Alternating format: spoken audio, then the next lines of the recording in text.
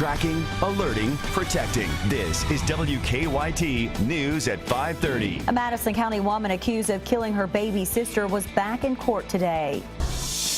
Crews are inspecting a Central Kentucky gas station after a woman says her car stopped running after getting gas. And people across the state remembering a renowned Kentucky musician who died this morning.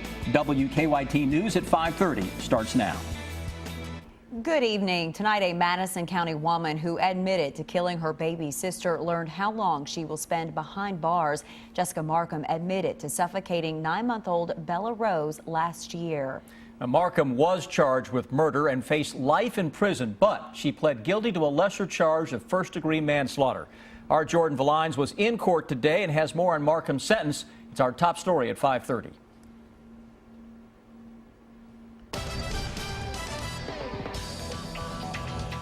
Jessica Markham was just 17 years old when she was charged with a capital murder for admittedly killing her baby sister last year in Richmond. Markham was supposed to be caring for 9-month-old Bella Rose when she says she suffocated the little girl.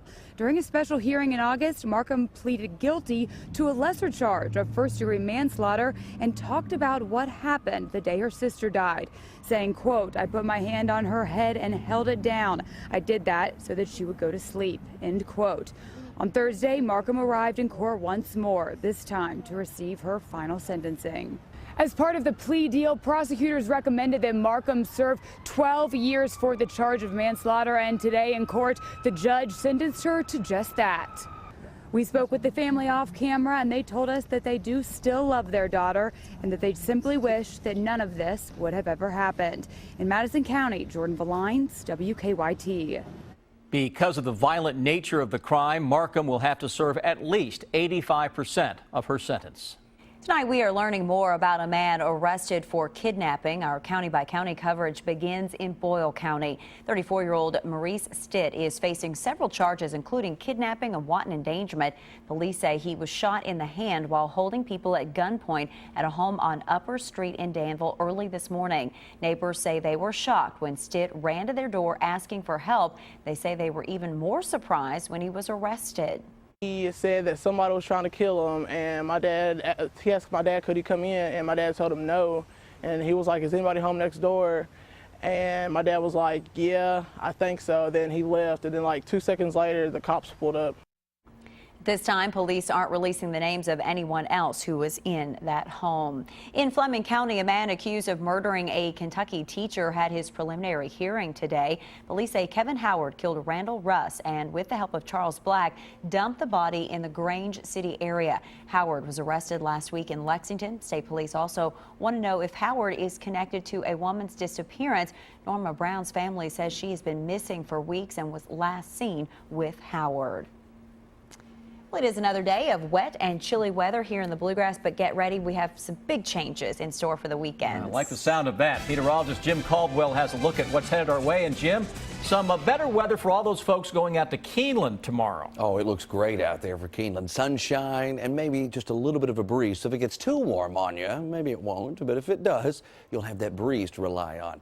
A lot prettier tomorrow than what we're seeing out there right now, which is a lot of cloud cover. There you see it. We're socked in with clouds all across the entire area. This is looking over toward the Hamburg area. Plenty of clouds, some sunshine trying its best to peek through, but it's just so hard because we have so much cloud cover out there with us.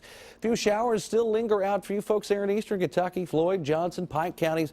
That's the best and most organized area of precipitation that we can find on Defender. There you see all of those clouds. This is the view from space, of course, and there is plenty of it showing up throughout the entire area. Temperatures have been down a little bit today, but trying to recover in a couple of spots, up to 60 there in Covington, 55 in Richmond, and 56 in London. As we move forward, we look ahead at our 3-day threat track. We will have more nuisance weather, especially on Saturday, but tomorrow, none. Just dry and sunny, a little on the breezy side. Saturday, Sunday both feature a low risk here. And what we're talking about on Saturday, nuisance showers with those chilly temperatures, and then maybe some patchy frost early on Sunday morning. Temperatures could tank into the low 30s. I'll have more on that coming up for you here in just a few minutes. A Central Kentucky gas station had to close this morning after several drivers say they were sold bad gas. And now Kentucky Petroleum Supply is inspecting the pumps. Those crews went to the Shell gas station on Camargo Road, that's just outside of Mount Sterling. Our Whitney Wetzel was at that station today and has more from one woman who says the bad gas caused her car to stop working. We had to keep starting it up and putting our foot on the gas pedal and getting it revved, and it would die as soon as you took your foot off the gas pedal. We'd have to start it back up. Amber Hoagland says she stopped to get gas at this Camargo Road Shell around 9 o'clock last night, but by the time she got home, she noticed something wasn't right. When Hoagland tried to leave for work this morning, she says it took 45 minutes to get her car to even start. Once it did, it still wasn't running properly, and she couldn't make it to work. I work at a job that has a no excuse policy, so today is a big deal. I'm not sure if I'm going to have a job after this or not. When we got to the Shell just before 10 this morning, all of the pumps in the store were closed and Kentucky Petroleum Supply was on the scene. When we first attempted to talk to employees, they locked us out and ran away from us. After a few hours, an owner finally told us water had gotten into the gasoline supply. Leaves had covered the drain grid and overflowed and went into one of our spill buckets on the unleaded, which had a defective drain in it, and it's gotten some water in the no-lead gasoline. Stamper says an insurance adjuster is now contacting at least 4 people who had car problems after getting the bad gas. In Montgomery County, Whitney Wetzel, WKYT. And we checked with Hoagland, who says an insurance adjuster did call her. She says the damage will cost about $350. Well, we talked with mechanics at Gearheads Automotive Repair in Nicholasville about what bad gas can actually do to your car. And mechanics tell us that water can get into the tubes, preventing the car from starting. Long term, the car wouldn't run efficiently. Crews say one way to solve this problem is to drain the fuel tank. You're going to notice a difference in the way that the vehicle starts and the way that the vehicle idles and the way that the vehicle moves, because you're not burning gas, you're burning water, which doesn't actually exactly burn. It just gets in the way of the gas doing what it's supposed to do. Mechanics say if there is water in your tubes, it is important to get it fixed immediately. This time of year, the water can freeze, causing even more problems.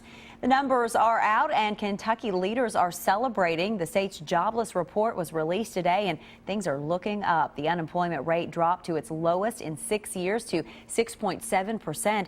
This time last year, the rate was 8.3%. State leaders say this is the biggest one-month drop since the year 1976. You can't turn on the TV without seeing campaign ad after campaign ad, especially in the U.S. Senate race, which is setting records for money spent by the McConnell and Grimes campaigns. Our good question, a Mitch McConnell campaign ad airing right now shows news anchors from Kentucky, including from WKYT. Did the station have any say on our news anchors being featured in the political ad? Here's the campaign ad in question. It includes a clip of our newscast and our anchors. The McConnell spot focuses on his Democrat challenger, Allison Lundergan Grimes' meeting with the Louisville Courier-Journal and how she would not reveal whether she voted for President Obama.